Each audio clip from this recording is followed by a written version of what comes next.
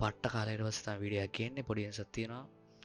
ලෝකෙන් ලස්සන පුද්ගලයා මෙතන ඉන්නා. කැමරා ඔන් කරගෙන ඌ හෙඩ්සෙට් එක උදාගෙන ඉන්නා. අර මේ හෙඩ්සෙට් එක මචං මම සල්ලි දීලා ගත්තා යන්නේ මේ. මගේ යාළුවෙක් මචං මට gift එකක් දීපේවා. ගණන් ගන්න එපා. පොඩක් ලොකුයි.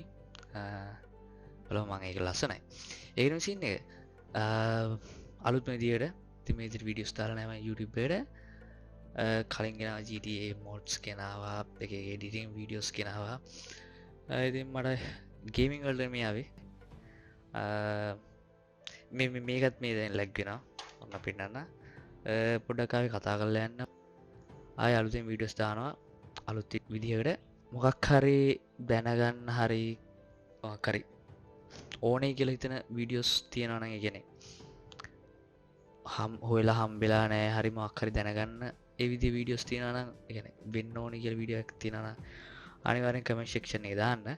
මුලින්ම මේ වීඩියෝ එකට views එන්න ඕනේ. views එන්නත් ඉතින් දැන් ටික දවසක් වීඩියෝ දැම්මේ නැහැ. අන්තිමට දැම්ම නිකන් මේ setup එක වීඩියෝ එකක් දැම්මා.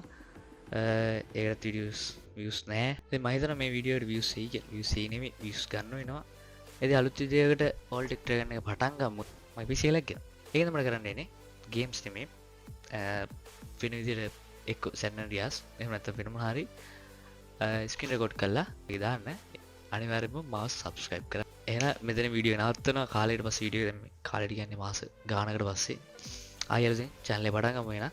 කට්ටිය කාලෙන් විදිහට channel එකත් එක්ක ඉන්න අලුත් content එකක් ඉස්සරහට අනිවාර්යයෙන්ම